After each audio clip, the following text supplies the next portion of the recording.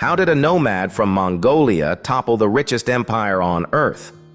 Genghis Khan made two ruthless choices.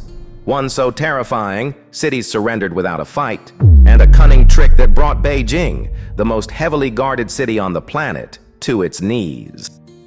One day, Genghis Khan vanished into a sacred mountain. When he returned, he made a claim that shook his people. The god of the sky had spoken. His destiny was clear. He would conquer China. But how? China had gunpowder, walls that stretched for miles, cannons, and fire that no horseman's bow could match. So why risk everything against the richest empire on Earth?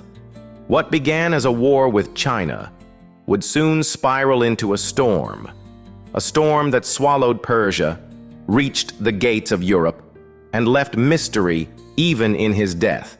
His tomb has never been found.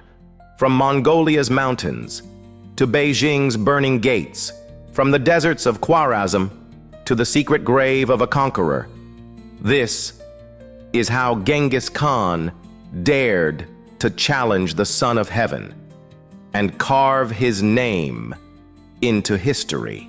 After his vow in the mountains, Genghis Khan gathered his horsemen and rode south. China was ruled by the Jin Dynasty, the most powerful family in the region. Their emperors called themselves the Sons of Heaven, chosen to rule all under the sky. But now, Genghis Khan claimed the same title. It was more than war. It was a clash of destiny. In 1211, his army charged through the Great Wall, steppe riders against the richest empire on Earth. At first, the Mongols struck fast, raiding towns, burning fields. But soon, they reached the massive Chinese fortresses, walls of stone, guarded by soldiers with gunpowder weapons. Here, the Mongols failed. Their arrows could not reach the battlements. Their ladders broke. Their horses were useless before gates of iron. For the first time, Genghis Khan was forced to retreat. But that failure was not the end. It was a lesson. He had learned one thing. China could not be beaten by speed alone. To bring down its walls, he would need something new. And the way he found it changed the history of war. Next time, he brought engineers, siege builders, and defectors who knew the Jin defenses inside out. The Jin Dynasty looked unshakable from the outside. But inside its empire, cracks were spreading. Rebellious clans in Manchuria turned against them. And one powerful Khitan commander, Shimomingan, defected to Genghis with maps, secret mountain passes, and weak points in the Great Wall. By 1213, the road south lay open. Genghis pushed his men through the mountain passes and into the heart of Jin territory. Villages burned, garrisons fell, and step by step his riders closed in on the empire's greatest prize, Zhongdu, the city we now call Beijing. When Genghis first saw it, the sight was like a vision from another world. Houses stretched to the horizon. Tall buildings rose from the haze. But what struck him most were the defenses. A wall 30 miles long and 40 feet high surrounded the city. 900 towers lined its edges, with archers ready at every post. 12 massive gates stood locked, and 3 sides were wrapped in moats filled with water. And Zhongdu did not stand alone. 4 fortress towns, each with its own walls and moats, ringed the capital. Secret tunnels connected them back to the city, and each was packed with 4,000 soldiers. Inside Beijing itself, 20 to 24,000 guards held the walls. And behind them lived a population of 400,000. Citizens who, in time of war, could be turned into fighters. For a nomad army, this city should have been untouchable. Genghis knew a direct assault would fail, so he chose patience instead. He placed 5,000 men on the roads, cutting the city off from supplies. Then he sent an envoy to the Jin emperor, offering peace in exchange for tribute. The emperor refused. Confident in his walls and his towers, he believed time and winter would force the Mongols to retreat. But what he didn't know was that the real danger wasn't waiting outside the gates. It was already inside his empire. One of his governors, Qi Cheng, had his own ambition. He tricked the guards at the city gates, rushed into the palace, and killed the emperor. Instead of claiming the throne, Qi Cheng placed a puppet on it and made himself commander of the empire. For Genghis Khan, this chaos was an advantage. The ruler of China was gone, and the man now leading its army was already sick. Even from a cart, Qi Cheng forced the Mongols back for 2 days, but his strength failed. He sent out his general Cao with one order: win or die. Cao lost, and rather than face execution, he killed Qi Cheng himself. The city exploded into infighting. For 2 days, Beijing's soldiers slaughtered one another in the streets. By the time order was restored, the empire's defenses were broken. The greatest fortress in China was tearing itself apart, and outside, the Mongols were still waiting. The siege dragged on. Inside Beijing, food ran out. Hunger clawed at the people, and even generals slipped away in the night. Genghis Khan tightened the noose. He left a small force to blockade the city, and sent the rest of his riders to burn through the empire's towns and villages. Grain, silk, gold, all stolen. And when he needed to break new fortresses, he forced captured villagers to march ahead of his army, smashing their own gates. The Jin emperor panicked. In 1214, he agreed to surrender. He offered treasure, horses, and even his daughter in marriage. For a moment, Beijing's gates opened. Relief seemed near. But then came the emperor's mistake. He abandoned the city and fled south to an even stronger fortress. Genghis saw it as betrayal. The truce was broken. The siege returned, harsher than before. Every road sealed, every supply cut off.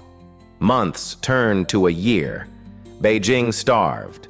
Reports tell of desperate people eating the dead. Soldiers deserted.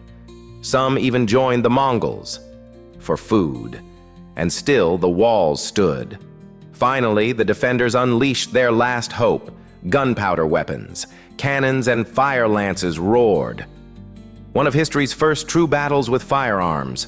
But the weapons were crude, their aim poor, their powder scarce. Soon, even gold and silver were melted down for shot. It was not enough. After more than a year, the gates opened. Not in triumph, but in surrender. What poured through was a storm of vengeance. The Mongols flooded Beijing, burning palaces, destroying temples, cutting down its people by the hundreds of thousands. The city of the Son of Heaven became a graveyard. When Genghis Khan finally returned to Mongolia, he carried more than treasure. He brought doctors, craftsmen, and scholars as captives. Men and women who would teach the Mongols arts, sciences, and technologies they had never seen. From the ashes of Beijing, an empire of conquest and culture was being forged. After conquering Beijing, Genghis Khan's gaze turned west. There, another empire was rising, the Khwarezm Sultanate. Stretching from Central Asia to Iran and even parts of today's Pakistan, it was the most powerful Muslim state of its time. Its ruler, Sultan Muhammad, called himself the Second Alexander. At first, Genghis did not seek war. He sent gifts and a message of peace. "I am lord of the rising sun, you are lord of the setting sun. Let us trade, not fight." The Sultan agreed, until a single decision doomed his empire. When Genghis sent a caravan of 500 merchants and guards, the Khwarezm governor of Otrar accused them of spying. He seized the goods and slaughtered the traitors. Genghis demanded justice. Instead, the Sultan doubled down, executing Genghis's envoy and humiliating the rest. That insult was unforgivable. Genghis preyed on his sacred mountain for vengeance, and then unleashed hell. In 1219, he rode west with 120,000 men, Mongols, Uyghurs, Turks, even Chinese engineers. The Sultan had more soldiers, but he scattered them across cities. One by one, Otrar, Bukhara, and Samarkand fell. Entire populations were massacred. The Sultan himself fled from fortress to fortress, stripped of wealth, abandoned, until he died in exile, a broken man.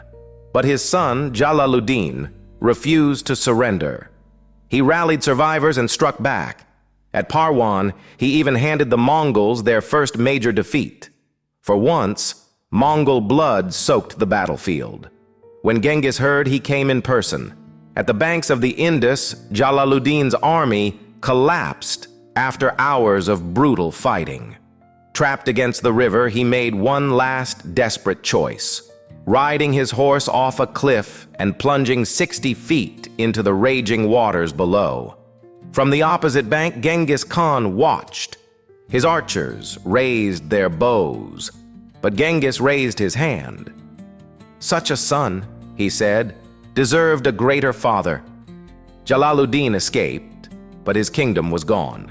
The Mongols did not stop. Cities burned, bodies piled, and entire regions were left desolate. Even a century later, travelers like Ibn Battuta wrote of the ruins.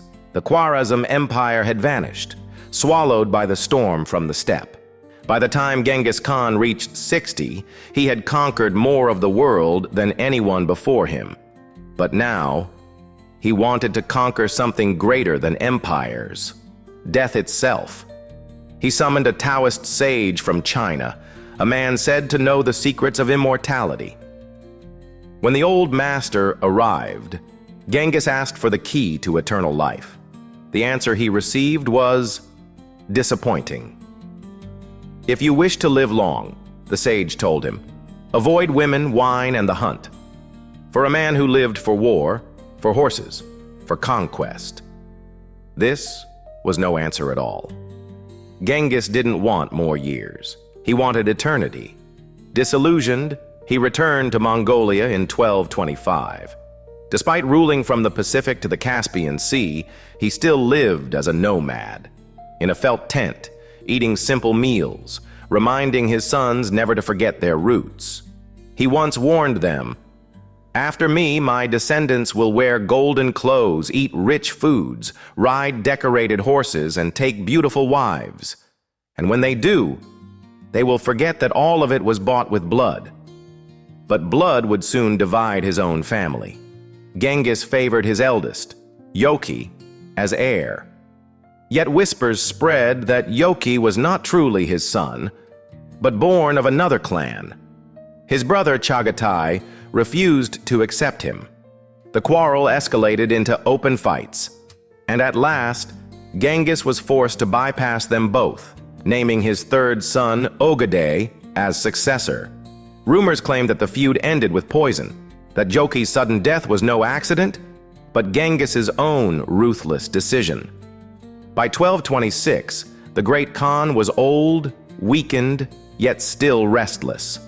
When rebellion flared in China, he mounted his horse once more. The campaign was won, but the man who had never lost a battle could not defeat time. Some say he was struck by an arrow in the leg. Others whisper he fell from his horse on a hunt. Whatever the wound, infection spread. And in August 1227, far from home, Genghis Khan finally fell. He was 65. But even in death, mystery surrounded him. His body was carried back toward Mongolia, to the land of his birth. The funeral was shrouded in secrecy. Every servant who saw his burial place was executed. The soldiers who killed them were then killed themselves. Horses trampled the earth flat. And some say even a river was diverted to wash away the grave. To this day, no one knows where Genghis Khan is buried. Some believe he rests by the Onan River. Others say beneath the sacred mountain of Burkhan Khaldun. His tomb remains one of history's greatest secrets, Yet his legacy is no secret at all. By the time of his death, his empire stretched 12 million square kilometers, larger than the United States. Historians estimate 40 million people perished in his conquests, nearly 11% of the world's population. And still, his bloodline endured. A genetic study in 2003 revealed a shocking fact. Nearly 1 in every 200 men alive today carries the mark of Genghis Khan. 16 million descendants, scattered across the world. Conqueror, destroyer, founder. Genghis Khan died as he lived. A man of legend leaving behind an empire that would outlast him, and a mystery that endures to this day.